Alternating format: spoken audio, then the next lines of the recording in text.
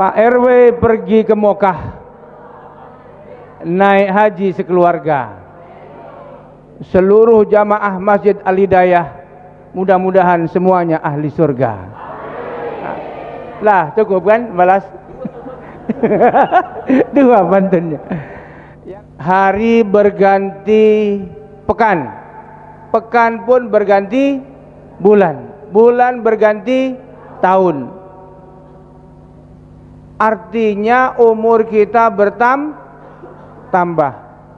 Kalau umur bertambah berarti jatah hidup semua kita akan mendekati saat-saat kematian. Senang apa tidak? Senang apa tidak? Kalau dengar mati, kematian itu senang apa tidak? Senang apa tidak? Takut apa senang? Ngapa takut? Kalau takut mati itu biasanya apa? Banyak dosa. Yang berani mati banyak utang. Iya, copek mati tidak ada, kalau udah mati udahlah katanya kan. Nah, padahal kita berharap Bapak Ibu sekalian, kematian itu menjadi momentum paling indah. Kok bisa mati jadi momentum paling indah? Alasan yang pertama, kita itu mau menghadap siapa kalau mati? Menghadap siapa? Siapa yang paling kita cintai selama hidup kita ini? Yang benar, suami atau Allah? Bini atau Allah? Bapak sebulan meninggalkan bini, dinas ke Jawa, pulang ketemu bini, senang apa tidak? Tidak senang rupanya bapak. Karena di sanalah ada bini kedua di Jakarta. Ya, ibu lama ditinggal bapak pergi, bapak datang bertemu, senang apa tidak? Bapak senang, bapak diam. Ibu senang, bapak diam. Memang inilah bapak ini nasibnya. Nah, kalau seandainya lama tak jumpa istri, ya, ketemu tentu sangat senang normalnya. Padahal kita jauh lebih mencintai Allah daripada mencintai bini, betul enggak? Kita mau menghadap Allah, senang apa tidak? Jadi makanya yang kedua alasannya, kita semua pernah berdoa, setidaknya mengaminkan doa, Allahumma htim lana bi husnil khatimah. Ya Allah, akhiri hidup kami dengan akhir yang indah. Artinya kematian menjadi momentum yang indah. Pernah enggak Bapak berpikir, ya Allah, mudah-mudahan aku puncak keindahan hidupku adalah saat sakaratul maut? Pernah enggak Bapak berpikir seperti itu? Harus berpikir mulai hari ini, ya, bahwa jalan yang kita tempuh ini, hidup ini, ujungnya adalah kematian pasti. Tapi bagaimana kematian itu menjadi sesuatu yang paling indah? Ini demi Allah penting, karena kita mau menghadap zat yang paling kita cintai, yang memberi kita hidup gratis, memberi kita organ-organ tubuh kita, jantung gratis, paru-paru gratis, semuanya gratis. Tak ada keperluan apa-apa, tak ada hajat dengan kita, tak ada interest dengan kita. Nah, maka ketika tadi Ustadz Abdul Haq menghimbau satu RT, satu RW, satu desa ini sholat di masjid, ya, maka ketika orang memahami sholat itu mau ketemu siapa? Mau komunikasi dengan siapa? Cinta dengan Allah apa tidak? Orang yang normal ketemu dengan orang yang dia cintai, maka dia akan semangat, hujan pun akan dia lewati, betul nggak? Laut akan dia seberangi. Ada anak gadis di kampung seberang itu yang dia akan khidbah, akan dia lamar. Betul Pak? Betul Pak, enggak? Iya kan? Normalnya seperti itu. Maka kalau kita mau sholat, mestinya idealnya semangatnya luar biasa. Orang kita mau komunikasi dengan zat yang paling kita cintai. Betul enggak? Normalnya kalau kita yakin dengan Allah, kita komunikasi bahwa as-salatu mi'rajul mu'minin, salat itu mi'rajnya orang beriman. Kita mau komunikasi dengan Allah, iyyaka na'budu wa iyyaka nasta'in, itu kan komunikasi langsung dengan Allah. Maka pasti semangat, pasti sukacita. Nggak mungkin kalah dengan bola, nggak mungkin kalah dengan gaple. Tapi 2009 saya jadi relawan gempa di Padang dan Sumbar. Jadi saya kebagian recovery mental recovery bersama almarhum Ustadz Hari Mukti. Ustadz Hari Mukti di Pariaman, saya di Padang gantian. Nah, maghrib seperti ini, masjidnya itu miring Pak di Padang. 100 meter dari masjid, waktu sholat masjid itu masih ada yang teplak banting-banting batu. Jadi nggak takut, ya. Nah, jadi masih ada Ustaz. Rupanya dengan gempa pun tak juga berubah, ya. Keinginan untuk sholat pun tak ada. Nah, memang kadang-kadang yang seperti ini nunggu mati dulu, ya. Nunggu mati dulu baru menyesal. Setelah mati baru Rabbana absarna wa sami'na farji'na na'mal salihan inna mukinun, ya Allah kini ambo baru nampak joleh, baru tertengok, absarna wa sami'na, kami kinilah mendengar, farji'na, kembalikan kami ke tanah merah, na'mal salihan, kami akan beramal soleh, inna mukinun, kini ambo baru yakin. Dulu waktu dikasih tahu Ustaz Abdul Haq Al-Bantani di tanah merah, tidak ada percaya dong, ya. Kini lah mati di neraka baru ya yakin. Mudah-mudahan kita tidak harus yakin itu nunggu mati. Nah, kasih tahulah ibu-ibu, anak-anaknya, anak bujangnya, supaya yakin kepada Allah selagi masih hidup. Allah Subhanahu wa ta'ala memberitahu kepada kita semua terkait waktu ini. Ya ayyuhalladzina amanu taqullaha wal tanzur nafsum ma qaddamat lighad wattaqullah innallaha khabirum bima ta'malun. Hai orang-orang yang beriman, bertakwalah kalian semua kepada Allah, dan hendaklah setiap diri memperhatikan apa-apa yang telah dia perbuat lighad, untuk hari esoknya, untuk akhiratnya.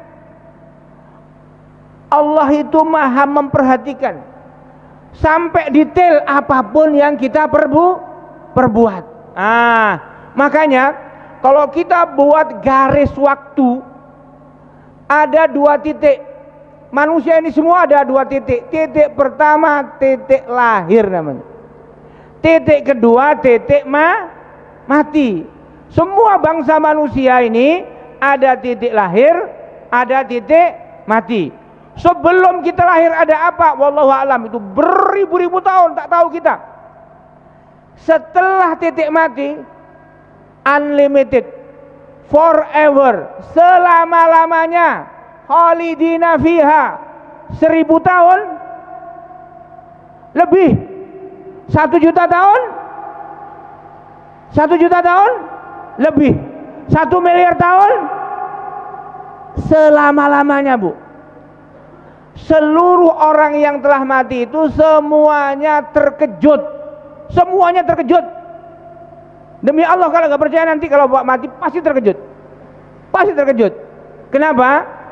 Ternyata orang yang beriman terkejut, ternyata begitu rupa indahnya balasan dari Allah, nggak nyangka dia. Maka banyak sekali riwayat mengatakan orang tua yang telah meninggal terkejut begitu rupa indahnya di alam barzah. Apa ini Allah? Amalku dulu biasa saja, ternyata ini doa dari anak-anaknya, ya kan? Orang kafir lebih terkejut lagi. Kenapa? Dia akan disiksa selama-lamanya. Maka Bapak Ibu sekalian, dari titik lahir sampai titik mati, itulah perkara yang sangat penting. Kenapa hanya sejenak, sebentar, sekali, tak balik lagi. Dari zaman Nabi Adam sampai sekarang belum ada orang mati hidup lagi. Tidak ada. Sehebat-hebatnya Fir'aun mati, tidak balik lagi. Betul? Iya, tidak ada balik lagi. Siapapun yang berkuasa mati, tidak balik lagi. Kita pun pasti akan mati dan tidak balik lagi. Di dunia ini sebentar, sekali, tak balik lagi. Tapi yang sebentar itu sangat menentukan nasib kita setelah mati selama-lamanya. Nah, selama sejenak di dunia ini, bangsa manusia ini terbelah menjadi 3 saja. Menurut siapa? Menurut Abdullah bin Abbas radhiyallahu taala anhuma, dikutip oleh Imam Al-Ghazali di dalam Ihya Ulumuddin beliau. Innallaha ja'ala dunya salah satu ajza. Sesungguhnya dunia ini, kata Abdullah bin Abbas, ya, terbagi hanya untuk 3 kelompok orang saja. Juz'un lil mu'min, juz'un lil munafik, wa juz'un lil kafir. Sebagian untuk orang mukmin, sebagian untuk orang munafik, sebagian untuk orang kafir. Dari dulu sampai akhir zaman 3 kelompok itu saja. Abdullah bin Abbas melanjutkan, fal mu'min yatazawwad. Orang mukmin itu di dunia ini mengumpulkan bekal. Tazawwadu fa inna khairaz zadid taqwa. Tazawwadu pakai dal. Kalau pakai jim, tazawwaj, tukang kawin artinya. Kawin lagi tazawwaj. Ini tazawwad. Fal mu'min tazawwad. Wal munafik ya yatazayyan. Orang munafik itu dia suka pamer, suka berhias, pencitraan, pura-pura. Wal kafir, orang kafir itu yatamatta, pesta. Malam ini pesta sedunia. Sebagian besar mereka adalah orang-orang kafir. Orang Islam hanya ikut-ikutan karena tak tahu. Ya. Maka Allah ngasih tahu begini, orang kafir itu. Dalam surat Az-Zumar ayat 8, Qul tamatta bi kufrika qalilan innaka min ashabin nar. Wahai orang kafir, kalau engkau milih kekufuran, milih tidak beriman kepada Allah, milih berbuat jahat di dunia ini, berpestalah kalian. Berpestalah kalian. Mau batu bara kalian ambil dengan serakah, ambil. Batu bara ambil, boksit ambil, nikel ambil, emas ambil, minyak ambil, kebun-kebun gota, kebun sawit ambil semuanya. Untuk rakyat kecil tinggal jadi buruh-buruh saja. Ambil semuanya. Innaka min ashabin nar. Tengok kalian nanti jadi ahli neraka. Itu. Qul tamatta bi kufrika qalilan innaka min ashabin nar. Jadi makanya Ustadz Abdul Haq tadi itu pesan pertamanya, wahai jamaah, jangan sampai ada satupun yang murtad. Ini pesan penting sekali. Apa ada ketua masjid yang murtad? Ada. Orang ustadz murtad juga ada. Kiai murtad ada. Ya, sementara kita ini orang awam, mudah-mudahan kita tak sampai murtad. Kalau murtad, coba silahkan dibuka nanti di rumah ayat 91 surat Ali Imran. Ini ayat ini untuk orang murtad. Ya. Innalladzina kafaru wa matu wa hum kuffarun falayyuqbala min ahadihim mil'ul ardi dzahaban wala biftada bih. Orang-orang yang kafir dari, kalau baca ayat sebelumnya, tadinya dia mukmin, kemudian dia kafir, mati dalam keadaan kafir, wa matu wa hum kuffarun falayyuqbala min ahadihim mil'ul ardi dzahaban wala biftada bih. Ini ceritanya begini, Kalau kita, Nabi SAW menjelaskan ayat ini, di neraka orang-orang kafir itu karena saking menyesalnya muncullah angan-angan. Jadi orang berangan-angan tidak hanya di dunia, di neraka juga berangan-angan. Apa angan-angannya? Seandainya aku punya emas seberat bumi. Ibu ada yang punya emas 1 kilo di rumah? Ada? Ada yang suaminya orang Jawa? Pak D mana? Pak D kok tidak nampak? Pak D pun dia enten. Mas Bambang berapa kilo? Mas Bambang 80 kilo. Iya 80 kilo setengah.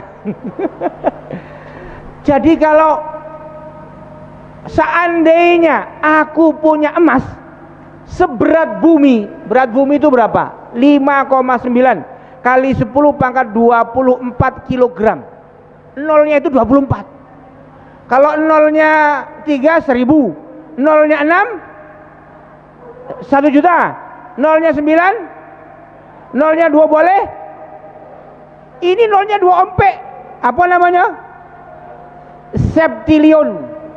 Bu kasih tahu gini, septilion 5,9 septilion kilogram. Punya emas seberat itu dipakai nyogok pada Allah. Ya Allah aku gantilah, tidak mau ambo di neraka gini. Ya, saya serahkan emas satu berat bumi ini agar aku dikeluarkan dari neraka ini. Falayyuqbala min ahadihim mil'ul ardi dahaban. Tidak akan diterima walau dia menyerahkan emas seberat bumi, artinya mustahil. Datang anak muda kaya gagah pakai Alphard, ada salibnya, melamar anak gadis ibu. Ibu terima pula, maka telah menjerumuskan anak ibu masuk neraka selama-lamanya. Makanya pesan Ustadz Abdul Haq tadi, jangan sampai murtad. Murtad itu tindakan yang paling jahil, paling zalim. Ya, naudzubillah min dzalik. Ini kalau ngaji tahu, tapi kalau gurunya media sosial, gurunya Twitter, gurunya TikTok, lain lagi pandangannya. Semua agama sama kata dia. Apapun jalannya ujungnya ke terminal juga. Terminalnya surga. Pandangannya liberal. Enggak kembali kepada Al-Qur'an. Ini kalau kafir. Kalau pilihannya kafir. Kalau pilihannya munafik, pura-pura Islam. Tapi ketika nengok orang Islam menang, susah. Ketika nengok orang Islam itu kalah, senang. Ada yang seperti itu? Di Indonesia ada enggak? Ngakunya Islam tapi memusuhi Islam, ada enggak? Siapa namanya? Ya, mudah-mudahan tidak termasuk kita. Innal munafiqina fid darkil asfali minan nar walan tajidalahum nasira. Mereka orang-orang munafik itu di keraknya neraka. Di mana? Di keraknya neraka. Dan ketika itu tidak ada satu orang penolong pun. Di dunia ini, ibu pecah ban, ya bisa minta tolong, tembel benen regar, bisa. Tapi di sini jadi ustadz. Ustadz regar, ustadz muda, ustadz gaul. Ya, tapi di akhirat tidak ada lagi bisa nolong. Di neraka tak ada yang bisa nolong. Walau dulu di dunia jadi bupati, ya jadi gubernur, jadi presiden, walan tajidalahum nasira, tak akan ada yang bisa nolong. Maka jangan milih munafik. Maka tidak ada pilihan lain kecuali kita mukmin. Mati menjadi momentum paling indah karena mau masuk surga, mendapatkan nikmat kubur. Nah, Allah Subhanahu wa taala memberikan gambaran di ayat 30 surat Fussilat, insyaallah semuanya hafal. Innalladzina qalu rabbunallah summastaqamu tatanazzalu alaihimul malaikah alla takhafu wa la tahzanu wa absiru bil jannati allati kuntum tu'adun. Bapak Ibu sekalian, supaya bisa husnul khotimah, mati menjadi momentum paling indah, satu-satunya cara adalah istiqomah, bukan istiqomah. Istiqomah. Kata Ibnu Rajab, istiqomah itu apa? Istiqomah itu tegak lurus berdiri di atas tauhid, taat dengan syariat, orientasinya ikhlas karena Allah. Sebagaimana digambarkan di ayat 30 surat Fussilat tadi ini. Innalladzina qalu, orang-orang yang bersaksi, Rabbunallah, Rabb kami Allah. Summastaqamu, kemudian konsisten, istiqomah di atas tauhid, di atas Islam.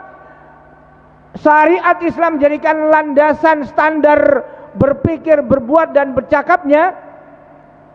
Apa yang akan terjadi? Ini yang happy ending itu.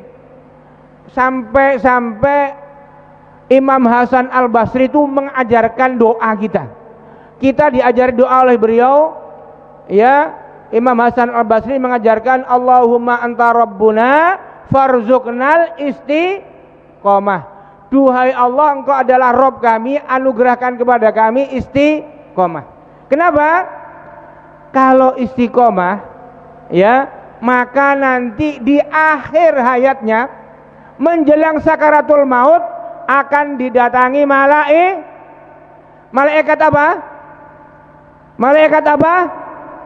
Malaikat maut. Kalau malaikat maut, orang kafir, munafik semuanya juga didatangi malaikat maut. Tidak hanya malaikat maut, tapi malaikat rahmat. Para ulama menjelaskan tidak hanya satu. Malaikat itu berbaris rapi, berjubah putih, bermuka yang sangat berseri-seri, akan menyambut ruh jasad orang yang istiqomah dalam Islamnya. Bagaimana? Apa yang terjadi? Tatanazzalu alaihimul malaikah. Kemudian malaikat, ya, membisikkan, Allah takhafu, kau tak usah takut. Bu, pernah sekali-sekali tetangga kita yang sudah tua sakit-sakitan diajak ngobrol. Saudara kita, karib kerabat, ayah, bunda, tetangga, famili yang sudah sakit, nampaknya tidak lama lagi diajak ngobrol, diajak curhat. Biasanya akan curhat, akan muncul rasa takut. Normalnya manusia, ya, takut jangan-jangan siksa kubur benar. Muncul perasaan itu. Jangan-jangan amalku tak diterima. Jangan-jangan aku nanti di padang mahsyar sengsara. Jangan-jangan kelak aku nanti masuk neraka. Ada rasa takut itu. Maka malaikat membisikkan, Allah takhafu, kau tak usah takut. Wala tahzanu, engkau tak usah khawatir. Khawatir dengan apa? Apa yang ditinggalkan. Normalnya bapak-bapak ini punya bini muda, khawatir deh aku mati nggak diambil siapa nanti. Jangan-jangan diambil Pak RT pula. Kan yang paling dekat Pak RT yang ngurus dulu suratnya Pak RT, ya kan? Atau pecok antara Pak RT dan Pak RW, cari janda muda. Nah, itu khawatir. Khawatir dengan keluarganya, khawatir dengan jabatannya, khawatir dengan hartanya. Allah takhafu wala tahzanu wa abshiru bil jannati allati kuntum tu'adun. Ya, Allah memberi kabar gembira kepadamu surga sebagaimana Allah janjikan.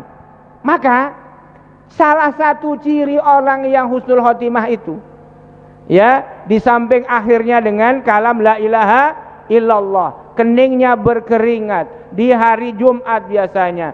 Antara lain juga matinya syahid misalnya. Biasanya wajahnya tersenyum. Kenapa tersenyum? Walaupun dicabut nyawa itu sakit. Sebagaimana Sumaiyah ditusuk oleh Abu Jahal, perutnya sampai tembus punggungnya, tersenyum. Sakit badannya, tapi Allah menampakkan sebagian surga untuknya. Bapak, kalau jalan mendaki gunung capek. Pernah ada yang pernah naik gunung? Capek, tapi begitu nampak telaga, danau, air terjun, ya, jernih airnya, hilang capek itu. Betul enggak? Betul? Capek menapaki hidup di dunia, sakit di badan, ya, dicabut nyawa sakit, Allah menampakkan surga, tersenyum. Nah, inilah yang dimaksud dengan kematian menjadi momentum terindah, lebih indah dibandingkan malam pertama. Loh iya, Bapak Ibu malam pertama kan ketemu manusia bini, iya kan? Iya kan? Secantik-cantiknya manusia bini, nanti ada tuanya juga, ada matinya. Kita ini ditunjukkan oleh Allah surga. Dan nanti di puncaknya adalah melihat wajah Allah Subhanahu wa taala. Inilah momentum paling indah. Maka kita semua harus punya cita-cita, harus punya visi, harus punya orientasi hidup. Aku harus berakhir indah hidupku. Harus husnul khotimah, walaupun jalan menuju itu penuh dengan onak dan duri, penuh dengan cobaan, penuh dengan ujian, ya. Apa itu ujian? Mewujudkan sampai ke bisa sampai husnul khotimah itu. Bapak Ibu sekalian, seluruh perintah Allah ujian. Aqimus shalah, perintah dari Allah, tegakkan salat, ujian. Ditunaikan apa tidak? Kita tegakkan apa tidak? Kalau kita tegakkan lulus, enggak kita tegakkan tak lulus. 82 hari lagi kita puasa. Ya, disuruh puasa. Kalau kita puasa insya Allah lulus, enggak puasa enggak lulus. Seluruh perintah Allah ujian. Kita diperintahkan untuk birrul walidain, ujian. Baik enggak sama mak bapak kita, atau kita melawan kepada orang tua kita, ini perintah. Seluruh larangan Allah adalah ujian. Kita tinggalkan apa tidak? Kita dilarang sombong, kita dilarang judi, dilarang makan riba, dilarang transaksi yang batil, akadnya batil, ya, gharar, maisir, riba dan lain sebagainya. Seluruh larangan Allah ujian. Kita tinggalkan apa tidak? Nikmat Allah ujian. Jangan kira sehat ujian, ya, mata bisa melihat ini ujian. Nengok apa? Ya, musibah ujian. Jadi perintah ujian, larangan ujian, nikmat ujian, musibah keluarga ujian. Maka sering saya disampaikan, berbahagialah bapak-bapak kalau punya bini cerewetnya syar'i. Apa cerewet syar'i? Bang, bangun bang, tahajud. Ah, itu cerewet syar'i. Bang, ke masjid bang, cerewet syar'i. Berbahagialah kalau adik-adik punya ibu yang cerewet. Ayo bangun. Ah, dikasih air satu berapa tadi? 1 ember. Siap bu? Ah, becokak lagi saya bapak. Ya. Nah, jadi keluarga itu ujian. Ya, bapak-bapak akan mempertanggungjawabkan, ibu-ibu akan mempertanggungjawabkan sebagai ummun warabbatul bait, ya, ibu induk dan manajer rumah tangga akan mempertanggungjawabkan. Tengok handphone anaknya masing-masing, ya, minta passwordnya, minta apa yang dibuka di Instagramnya, TikToknya, Facebooknya, YouTube yang dia buka apa, tengok di Google, yang dicari itu apa, ya. Oh, yang dicari ternyata terkait dengan ilmu, terkait dengan Al-Quran, alhamdulillah. Jangan-jangan terkait dengan kemaksiatan. Nah, ini ibu harus tahu. Jangan sampai di password, ya, handphone anak-anak kita. Ibu tak tahu. Jangan dibiarkan. Lingkungan adalah ujian. Ya, kita mau berani amar ma'ruf apa tidak, peduli apa tidak, ini semua ujian dari Allah. Pemimpin yang zalim juga ujian. Kita berani mengingatkan apa tidak, itu juga ujian. Nah, Bapak Ibu sekalian yang dimuliakan Allah Subhanahu wa taala, hidup ini sejenak, mati pasti. Mati bukan akhir cerita, mati hanyalah awal untuk kehidupan baru, kehidupan yang sejati selama-lamanya. Semua kita akan mati. Kapan? Kapan kita mati? Ada orang ngira, oh harus banyak olahraga supaya sehat terus, gak mati-mati. Sedang olahraga itu mati? Ada orang sedang olahraga mati? Sedang main futsal mati? Ada? Siapa namanya? Sedang main badminton mati, ada enggak? Sedang main golf mati, ada enggak? Kalau gitu enggak olahraga. Bukan kayak gitu. Enggak ada hubungan antara olahraga dengan ajal, enggak ada hubungan. Jangan merokok supaya panjang umur. Justru yang enggak merokok mati duluan. Itulah, ini beliau mengharamkan rokok. Ya. Kalau saya NO. Kalau urusan rokok, tapi alhamdulillah saya tidak merokok. Ya, alhamdulillah saya tidak merokok.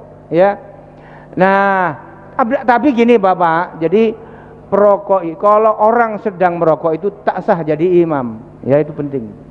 Kalau masih merokok, tidak boleh jadi karena sholatnya tidak boleh. Enggak jadi imam sambil merokok?